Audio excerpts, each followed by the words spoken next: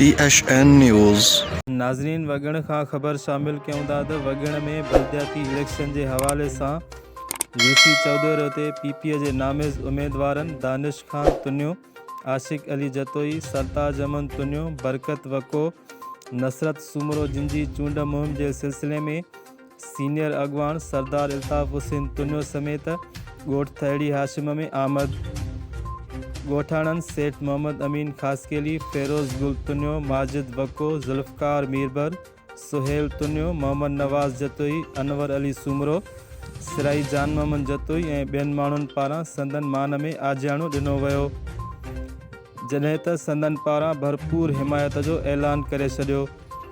उन मौक़े ते सरदार अल्ताफ़ हुसैन तुनियो, आशिक जतोई ऐं सरताज अमन तुनियो चयो त यूसी चौधरी ते आवाम असांखे भरपूर हिमायत जी ख़ातिरी कराई आहे।